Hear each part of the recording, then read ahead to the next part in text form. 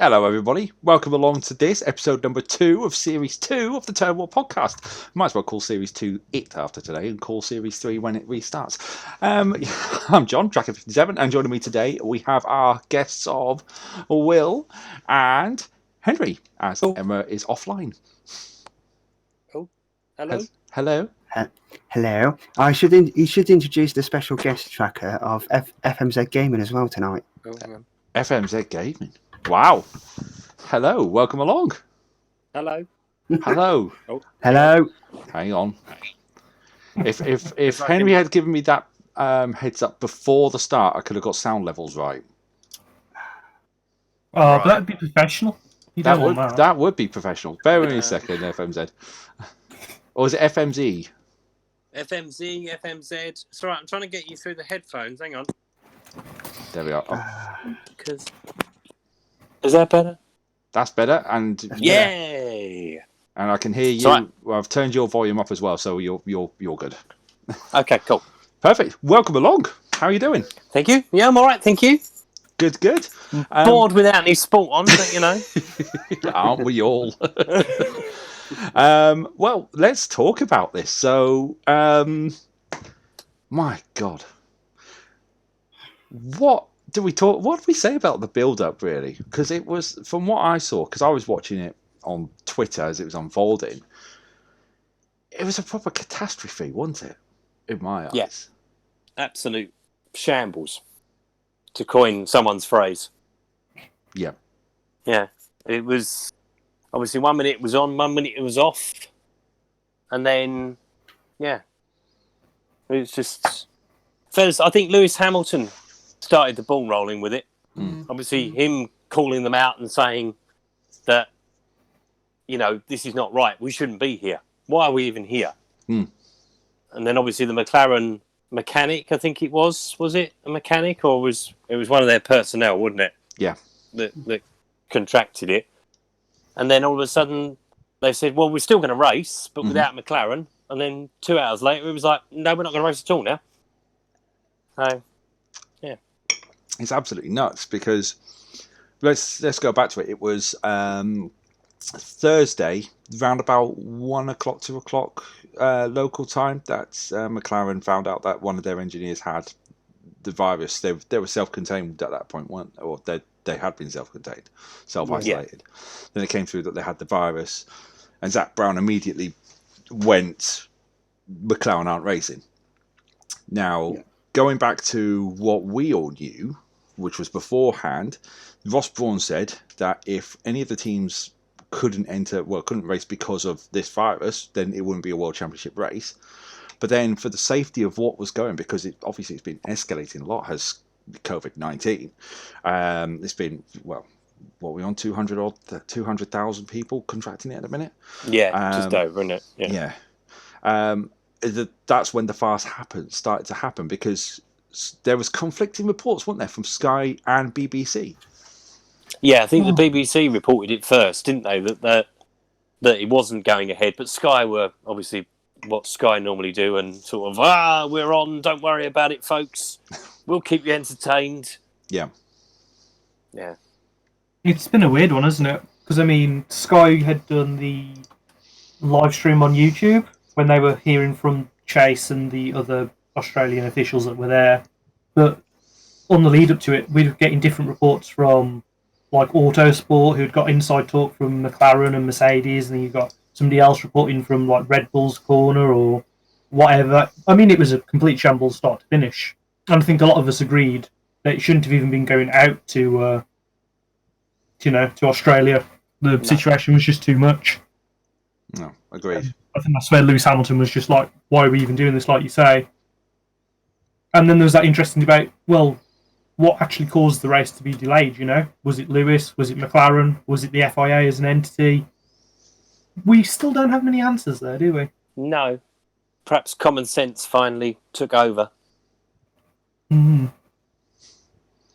But obviously, are they going to redo it? I know I see earlier on that they've moved the window that they would normally leave for the summer break up until now. So I'm assuming they're going to slot something into that gap. if they can. Obviously, we don't even know when they're going to start yet. So, yeah.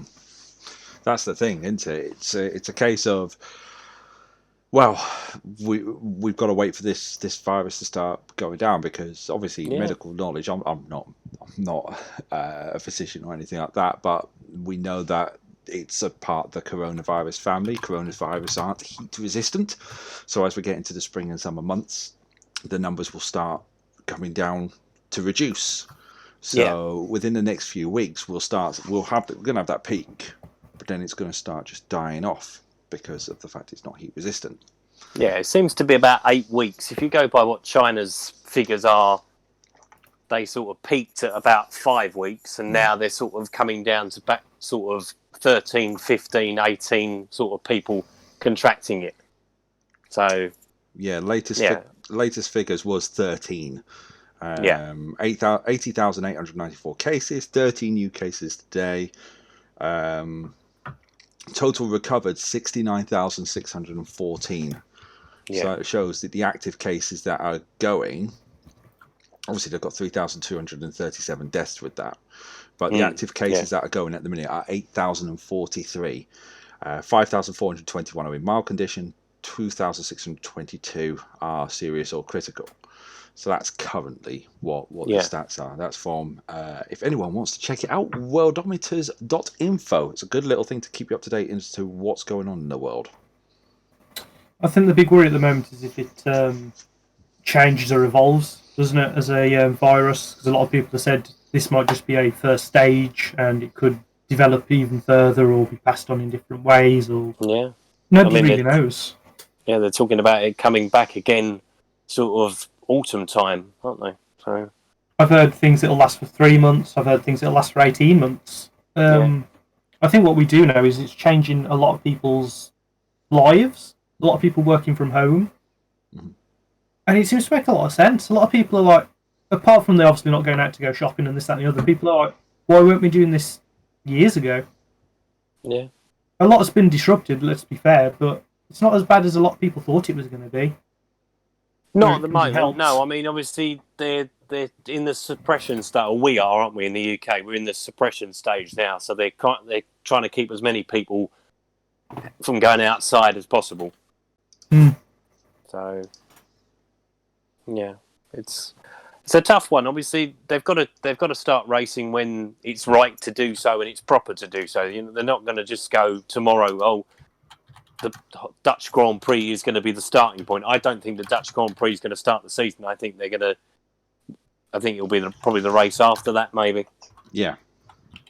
So what race is that when we're looking in the calendar? Let's have a look. That's number 4 or number 5? Is that Monaco? No, won't be Monaco. I don't think it'll be after Monaco now. A lot of people are going, it's Monaco or bust, though, aren't they? Because it's worth so much money to the sport as well. Yeah. It's a real... And it's not... Well, theoretically, you could move Monaco. I mean, you know, you just close the streets for another weekend, don't you? Yeah. Theoretically, they could just pick it up and put it in the summer break. And that frees up a weekend to sort of play with it, sort of thing, in terms of moving a race around. Because I think they want to try and get Vietnam in. I think that's important to them to get Vietnam in. Yeah. I don't think they'll worry about Australia, Bahrain, and China. I think they'll be more concerned about getting Vietnam in out of the 4 of them that have been cancelled already. Yeah. It's easy to get Bahrain back in, though, isn't it? Because of where it is in the world. Yeah, I suppose they could do it with the flyaways, couldn't they? At the end of the season, they could sort of slot it in, because I think there's a gap in between. So there'd be a gap probably between China and Singapore, wouldn't there be? Something like that. Somewhere around there, yeah. Somewhere around that sort of time. It's a dedicated racetrack as well, isn't it? It's not a street circuit. It's, I think that's the thing that they said, didn't they? That, yeah. Because we got the Dutch Grand Prix down for the Sunday, 3rd of May. And then the Spanish Grand Prix is the next one, which is the 10th of May.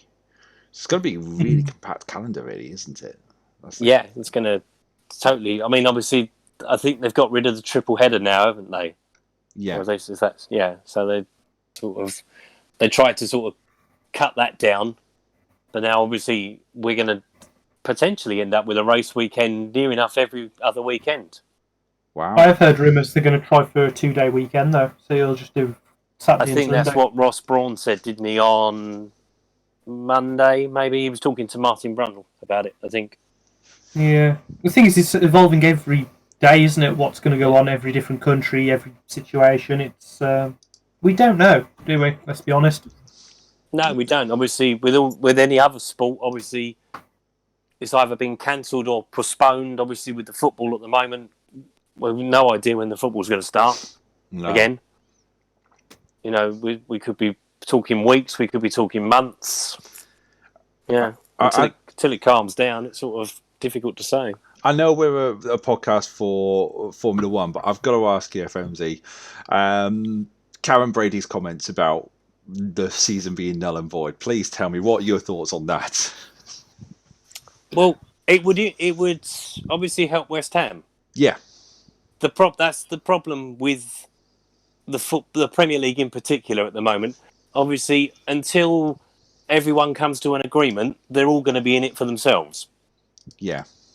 So West Ham, obviously, in the bottom half of the table, in the bottom six. Ideally, if they could stop the season, fantastic for them. Obviously, for the likes of Liverpool, obviously, they're miles ahead. Even if we were to cancel the season, they'd still be the champions. I can't see how you can't do it. Yeah. It's the rule book, isn't it? Because relating this back to F1, there's a rule somewhere saying we've got to have so much of the season for it to count as a championship season, whatever. I'm unaware, but I'm not a massive football person. Yeah. If that rule exists in football, I don't think it does. To be honest, I think we are with every sport at the moment. We're in uncharted territory in terms of. I mean, the last time we had a stoppage like this in football was a winter where they didn't play for 3 months. But then that was back in the 70s when they used to play every other week. There wasn't many European competitions. Obviously, that's all got to be dealt with. Obviously, they've moved the Euro, so that's fine. That gives us a bit of breathing space. But then August is 6 months away, and we've got another season to start. So, yeah, like F1 football is very time sensitive, isn't it? You've got transfer windows, you've got seasons. Yeah, you've got players contracts who are out of. You know, there's players out of contract in the end of June. So if the football season doesn't end by the end of June, what happens with them? Jeez, yeah, didn't think of that. It's just a mad situation, isn't it? I mean, it's utterly crazy. I was talking about the snooker to Emery before we started and saying you could, in theory, televise that. It's 2 players, the referee, the person behind the scenes, and the cameraman, right? That's 8 people you've got to test and make sure they're okay. Even that's been cancelled. I mean, football, in theory, 22 players, let's call it 30 with your reserves, so much staff. That's less than 50 people. Yeah. And they still can't get something like that on the go. So any sport's bigger than that, you're out of your mind, really. Yeah, definitely. I mean, obviously, with the amount of people coming to watch F1, I mean, when they said that they were going to hold Bahrain behind closed doors, I saw a joke on Facebook and I thought it was brilliant. How are you going to get all the cars behind closed doors? It was very, very, very difficult. And then I thought, well, you can't hold a race behind closed doors. It's mental.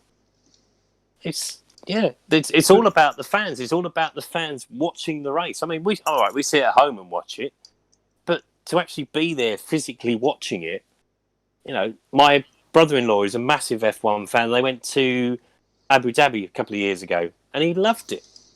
Said it was the best weekend they ever had. Yeah. I mean, we'll bring in Henry here because he's the expert on the non-F1 that took place this weekend, which I think was an interesting insight into how the modern world is going. Yes. So at the weekend, we had, under the hashtag not the Australian Grand Prix or not the AUS Grand Prix, which Lando Norris streamed on his Twitch channel and broke a Twitch channel record of some description. And also Velocity, I can't even say it, Velocity Gaming streamed it on their Twitch page and on YouTube. So you had Lando Norris in there, Esteban Gutierrez, Stoffel Van Dorn, he was there. And then you had Thibaut. What? I was going to say, whatever happened to Stoffel Van Dorn? That is true. And Courtois, and obviously some YouTubers, and it made up for what the Australian Grand Prix would never be, with the amount of overtakes, the action. Yeah. Also, just a shout out to Lando Norris, who in qualifying, Esteban Gutierrez was already disqualified, and then Lando got disqualified because he was in the pit lane and his fuel light was flashing to say he was running out of fuel, but he didn't realise was that you could carry on. He just pulled over, and then a car went past him. And he got disqualified for that. And then wait, it gets better. It gets better. So as you know, you've got to pick your tyres, haven't you? He accidentally picked mediums, the yellow ones, obviously, because it's 2019. And then there's the formation lap, as he would know, and yet he decided to overtake everybody, and then realised it was a formation lap, and had to stop there, didn't even on the track. Oh, jeez. Oh dear. But it was good to watch, and they're doing one this weekend as well. Oh, are they? Yeah, they're doing the Bahrain Grand Prix this weekend. What's his Twitch channel? God, I don't know. Put you on the spot. Are you kidding me, Sorry. mate? I It's don't know. at Lando Norris. Thank you very There we much. There you go. But yeah, it was good fun. So I don't know we don't know who the drivers are. We don't know what the lineup is yet for this weekend. So yeah, just watch out. The other race that took part, which I shall head, was the WTF1 Twitter race. Did we see this?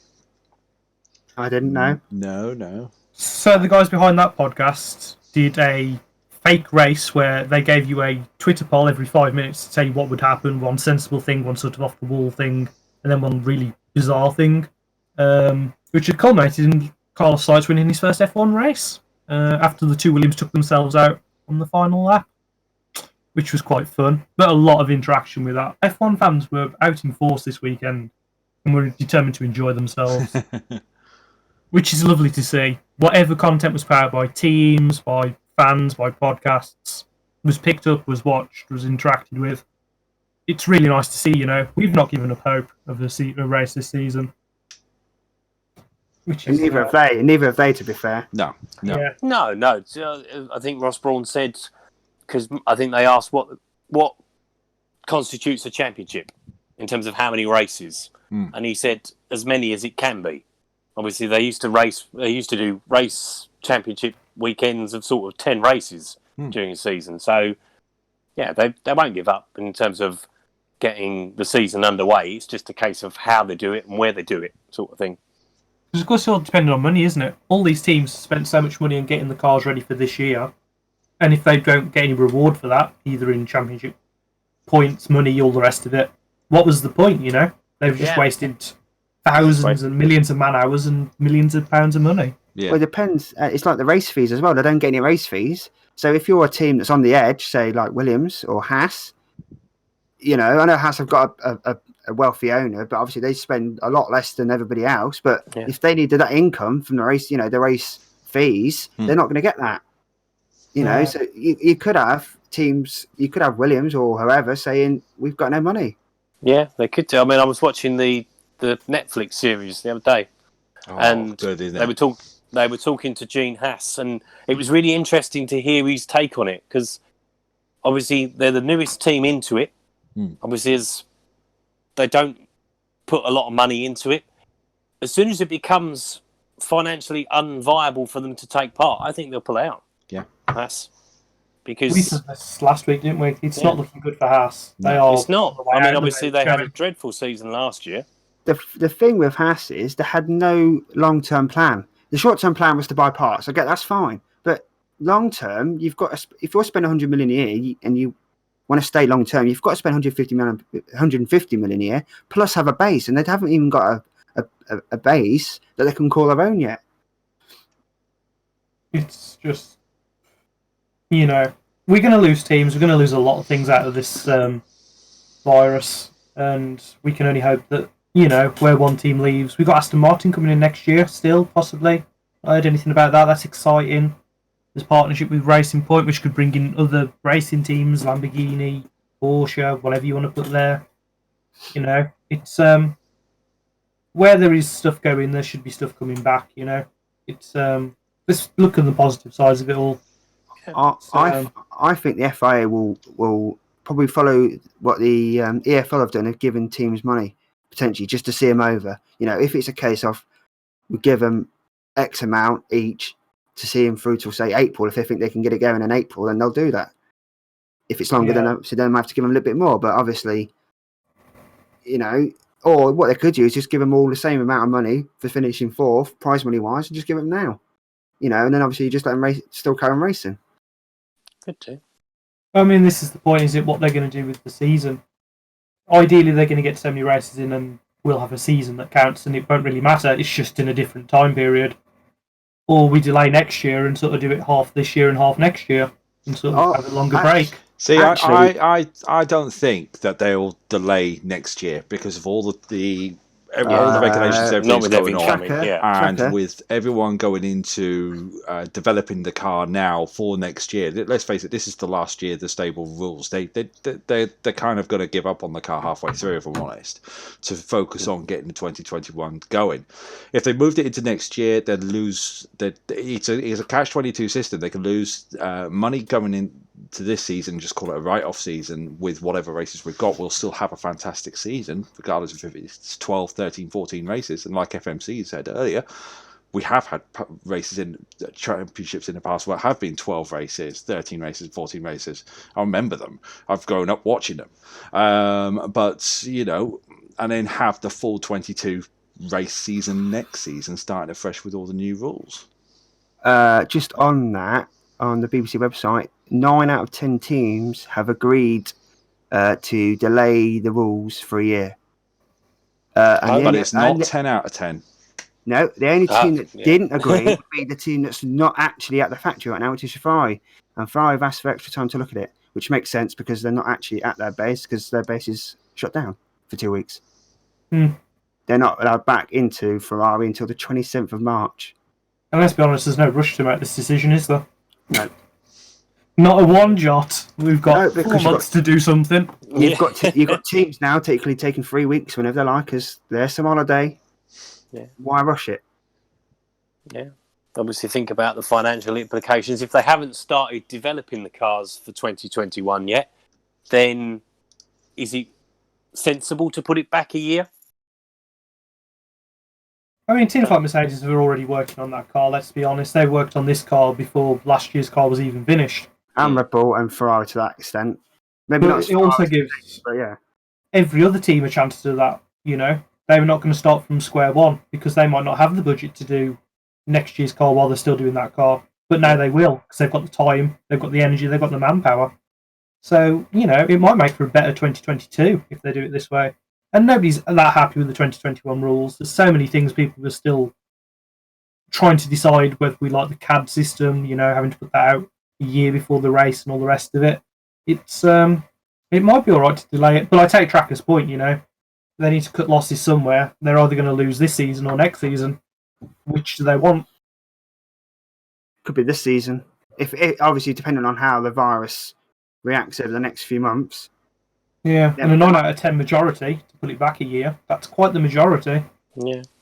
Obviously, they're going to have to support the circuits as well. Obviously, all the Grand Prix that have been cancelled already, or postponed, however you want to put it, will they have to support the circuits in terms of financially as well? Because obviously they're going to have to give everybody their money back who bought a ticket for the weekend or for one day or for whatever.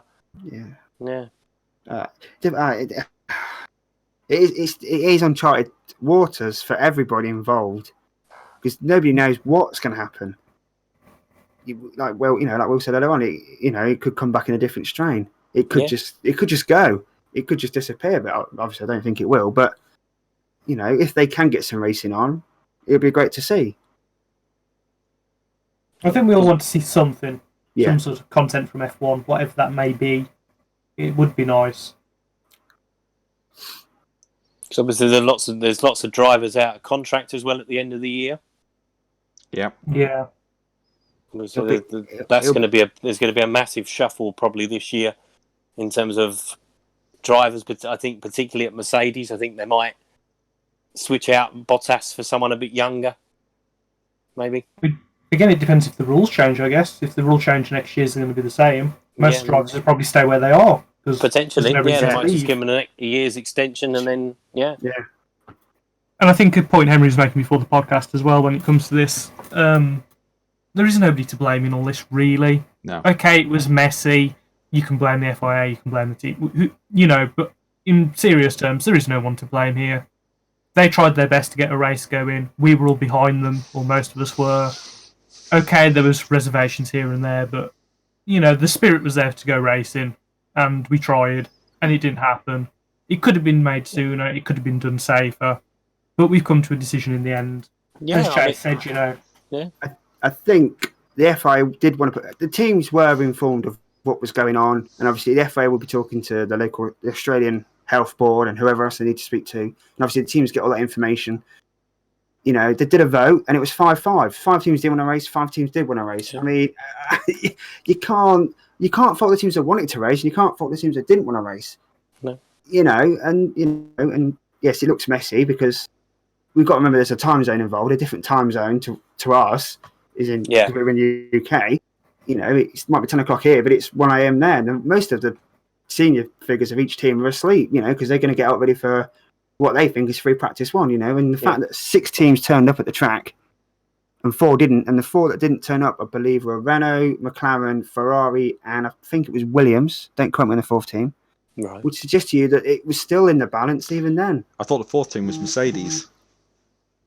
No, I think Mercedes were there. And then I think it came from higher, but I think Will said before we came on air, it came from above not to race. And that's when they sent the email saying, can we cancel it? I think they were already at the track and they said then.